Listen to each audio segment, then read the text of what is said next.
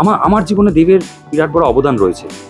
সেটা আজকে নয়, এখন তো প্রমাণ করছে, কিন্তু বহু বছর আগে যখন আমি ইন্ডাস্ট্রিতে কাজ শুরু করছি, যখন জুনিয়র আর্টিস্টে কাজ করছি, বিভিন্ন কাজে ঢুকে গেছি, তখন দেবের ওই সিনেমাটা রিলিজ হচ্ছে, প্রেমের কাহিনী।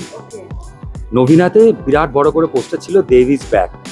তার আগে যখন ওই ছবিটা আই লাভ ইউর পর দেব অনেকটা গ্যাপ নেয়, তখন বেশ অডিয়েন্সরা বলছিল যে নতুন একজন এসেছে, চলেও গেছে। নমস্কার, আপনাদের সবাইকে কেটিভি বাংলায় স্বাগত। আজকে ফিল্মি সফরে আমাদের সাথে আড্ডায় আছেন আপনাদের সবার প্রিয় অভিনেতা ওম। ওম, তোমাকে কেটিভিতে স্বাগত। এর আগেও তুমি আমাদের অফিসে এসেছো, আমাদের সাথে একটা অন্যরকম সম্পর্ক। কেমন আছো? একটু দারুণ দারুণ, তুমি কেমন আছো? বেশ চলছে। বেশ। আর এই পুজোর পরই একসাথে মিলিত হওয়া, আজকে কিরকম চলছে সন্ধ্যেটা একটু শুনি। দারুণ চলছে, খুব আলাদা এক্সপিরিয়েন্স হচ্ছে আজকে আমাদের রঘু ডাকাতের স্ক্রিনিং। আর রঘু ডাকাত হই হই করে চলছে, মানুষের এত ভালোবাসা, এত উন্মাদনা, সত্যি এটা একটা বিরাট পাওয়া। আমার প্রথম পুজো রিলিজ, আর সেটা এতটা সাকসেসফুল। এত বছর ক্যারিয়ারে প্রথম পুজো রিলিজ, সেইটা একটা আলাদাই।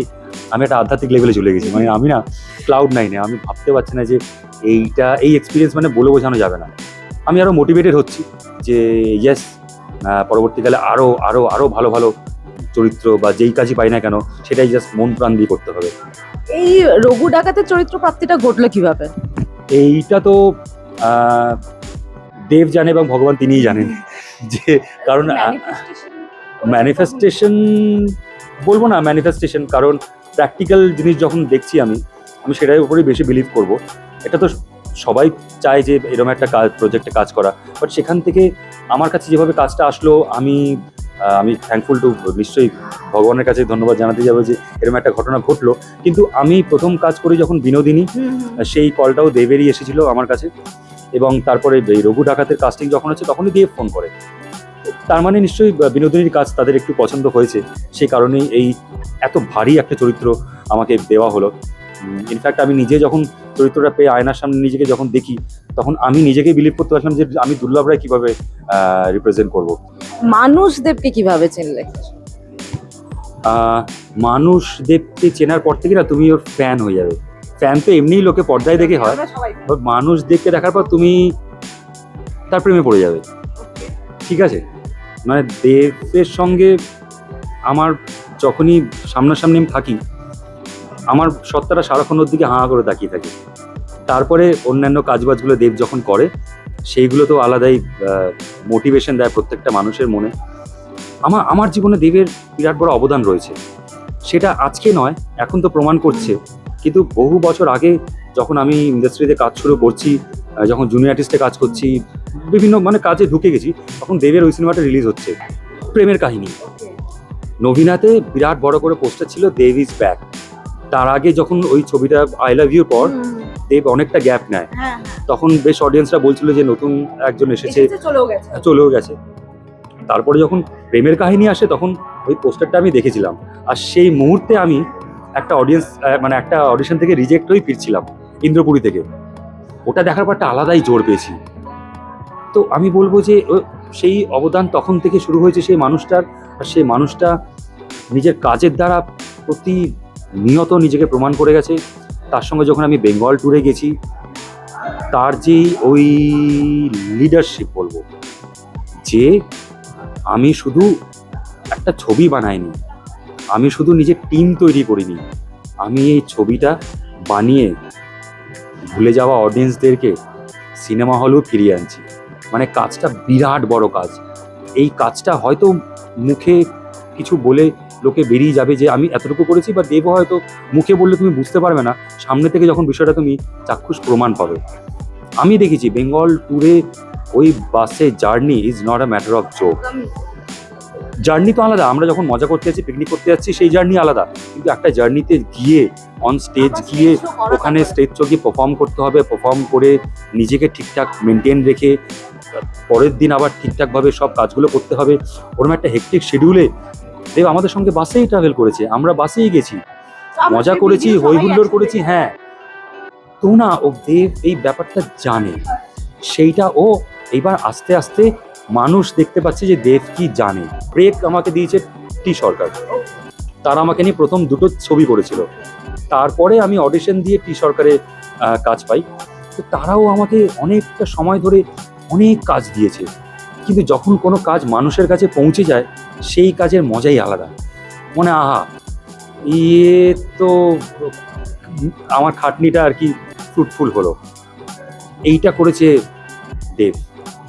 আমার যতটুকু কাজ এতগুলো অডিয়েন্সের সামনে যে তার দ্বারা চলে এসেছে, এটার জন্য আমি চিরকৃতজ্ঞ। এই চরিত্রটার জন্য তোমার রিয়ার্স কি কি ছিল মেনলি? আমার রিয়ার্স বা আমরা সেটা নিয়ে অনেক ডিসকাস করেছি দেবের সঙ্গে, ধ্রুবদার সঙ্গে, এই চরিত্রটার ম্যানারিজম, বিহেভিয়ার কীভাবে কী হতে পারে, সন্ন্যাসী কীভাবে প্লে করবো, ওরকম একটা ধীর স্থির একজন সাধক, মাথায় জটা নিয়ে। এবং তাদের অবদান রয়েছে, তারই সঙ্গে অবদান রয়েছে সোমনাথ দার, যিনি এই লুকটা আমার করে দিয়েছেন। ওই গেটআপে যখন আসতাম আমার ভেতরে অটোমেটিক্যালি একটা ওই এনার্জি কাজ করতো। তারপরে তো ফিল্ডে গিয়ে ধ্রুবদা সেখানে অনেক হেল্প করেছে। এবং দেব রঘু ডাকাত সাজা অবস্থায় দুর্লভ রায়কে প্রেজেন্ট করেছে। মানে সে রঘু ডাকাত সেজে রয়েছে, সে বলছে দুর্লভ রায়ের কিভাবে কি শট নেওয়া হবে, কিভাবে শট নেওয়া হবে। সেখানে ধ্রুবদা একটা সাজেশন দিচ্ছে, দেবের একটা সাজেশন দিচ্ছে, মাস্টারজি সেখানে রয়েছে, তার কাট্টু সে নিজের শটও দিচ্ছে, রঘু নিজের শটও দিচ্ছে, প্লাস এদিকে দুর্লভের কি শট হবে সেটাও দেখিয়ে দিচ্ছে। তারপরে সে বডিও মেনটেন করছে, শিডিউল পুরোটা মেনটেন করছে, তার শুটিং না থাকলেও সে ফ্লোরে এসে দেখছে, হেল্প করছে, আমাকে বলে দিচ্ছে কিভাবে তার ম্যানারিজম হবে। পুরোটা না দেখলে বিশ্বাস করবে না। মাঝে যে ধারাবাহিকে আসার ডিসিশনটা, ওটাও তো স্বইচ্ছাতেই ছিল, জেনে শুনে। তারপর সেখান থেকে একটা অদ্ভুত জনপ্রিয়তা আবার ফিরে পাওয়া বলা যায় ধারাবাহিকে। সেই অডিয়েন্সটা এখন তোমাকে মিস করে, তাদের কমেন্ট পড়ো, তাদের সাথে কথা হয়। আমি তো সব কমেন্টস পড়ি, সব কমেন্টে চেষ্টা করি রিপ্লাই দেওয়ার, না দিতে পারলেও সব কমেন্ট আমি অ্যাটলিস্ট লাইক করি। এবং তাদের মধ্যেও অনেক অডিয়েন্স দেখেছি যারা খুব হ্যাপি, যারা আমাকে অ্যাপ্রিসিয়েট করছে, যারা তুমি তো খুব ভালো কাজ করছো, আমরা খুব হ্যাপি যে তুমি এরকম কাজ করো, তুমি এগিয়ে যাও। তো আমি নেগেটিভ, আমার প্রোফাইলে গেলে দেখবে আমার যদি 200-250টা কমেন্টস থাকে, তাহলে সেখানে নেগেটিভ কমেন্টস তুমি হয়তো একটা পেলে। সেই প্রোফাইলটা খুলে দেখবে, সেই প্রোফাইলে কোনো ছবি নেই, আদৌ প্রোফাইলটা কার জানি না। তো এটাও একটা আশীর্বাদ বলা যেতে পারে, আমার নেগেটিভ কমেন্টস নেই বললেই বলা যায়। এত পজিটিভ যে নেগেটিভ জিনিসটা থাকে না, মানে জানি না সেটা বাই গডস গ্রেস, বাট আমি চেষ্টা করি আমার দ্বারা কেউ কারোর কোনো হার্ম না হোক, ব্যাস এইটুকুই। আর বাকিদের কথা আসে, সোহিনীদি, ইদিকার সাথে আগে কাজ হয়েছে তোমার? না, ইদিকার সঙ্গেও প্রথম কাজ, সোহিনীর সঙ্গেও প্রথম কাজ, রূপাদির সঙ্গে প্রথম কাজ। কেমন দেখলে, মানে সেই দ্রৌপদী? আমি তো ওরকমই তো, আমি তো কাছেই যাইনি, আমি সিন ছাড়া কাছেই যাচ্ছিলাম না। হ্যাঁ, আমি শুধু দূর থেকে ওই পার্সোনালিটিটাকে দেখছি, ওই আলাদাই পার্সোনালিটি। মানে মনে হবে দ্রৌপদী।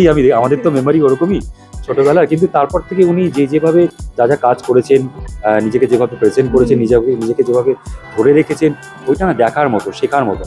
আমি নর্মাল কথা বলতাম, কিন্তু বেশি আমি ওনার সঙ্গে মিশতেও চাইনি, কারণ আমরা যেভাবে ওনাকে দেখেছি, আমার চোখে আমি যাদেরকে অনস্ক্রিন দেখেছি না, আমি তাদের সঙ্গে মিশতে চাই না, নাহলে ওটা ভেঙে যাবে। আমি তাদেরকে রক্ত মাংসে মানুষ হিসেবে মেনে নিতে পারবো না, আমি ওরমভাবেই দেখতে চাই তাদেরকে। বাট কাজ করে আমার দারুণ লেগেছে। যখন কাজ করছি তখন তো বুঝতে দেওয়া চলবে না, কারণ ক্যামেরা ধরা পড়বে। বাট কাজ করে বেরিয়ে আমার হাত পা এরকম করছে। আমি রূপাদির সঙ্গে পাঠ করেছি, আমি অনির্বাণদার সঙ্গে পাঠ করেছি, আমি দেবের সঙ্গে ফাইট করেছি। এইসব পরে চলছে, সেগুলো আমার মিমি জানে, সেগুলো সেই রিয়াকশনগুলো মিমি দেখেছে। বাড়ি ফিরে আসার পর সেই রিয়াকশনগুলো মিমি দেখেছে। রাতে ঘুম হতো তখন? না, কোথায় ঘুম, ওই কাজ করছি, ওই এনার্জি। যখন বডি একদম টায়ার্ড তখন তো অটোমেটিক সুইচ অফ, কিন্তু তারপরে উঠে আবার পরের দিন রেডি। গল্প শোনা সব সময় তাই হতো আমাদের। তাই ও ফিরে এসে শুটিংয়ে গল্প করে, আমি ফিরে গিয়ে রঘু ডাকাতের গল্প করবো না, সেটা কি করে হতে পারে? তো ও প্রচুর স্পয়লার পেয়ে গেছিল আগেই, বাট মেইন স্পয়লার রেখে দিয়েছিলাম যাতে সিনেমাটা দেখুক, তারপরে সেটা দেখে হতো শখ। থ্যাংক ইউ সো মাচ আমাদের সময় দেওয়ার জন্য। দর্শকদের শেষে কি বলবো? Thank you, thank you so much. প্রথমে তোমাদের জানাতে চাই, যারা রঘু ডাকাত দেখে এত ভালোবাসা দিয়েছো রঘু ডাকাতকে, এবং দুর্লভ রায়কে এত ভালোবাসা দিয়েছো, অসংখ্য ধন্যবাদ তোমাদেরকে। এবং যারা এখনো রঘু ডাকাত দেখোনি, তারা প্লিজ হলে গিয়ে সিনেমাটা দেখো। না দেখলে বুঝতে পারবে না যে বাংলা সিনেমা কোন উচ্চতায় পৌঁছে গেছে, এবং বাংলা সিনেমা নিয়ে কি ভাবনা চিন্তা চলছে। এটা প্লিজ একবার হলে গিয়ে দেখো, আমি তোমাদের গ্যারেন্টি দিয়ে বলছি, তোমাদের ভালো লাগবেই লাগবে। আর রঘু ডাকাতকে তোমরা মনে নিয়ে ফিরবে, তার সঙ্গে দুর্লভ রায়কেও মনে নিয়ে ফিরবে তোমরা।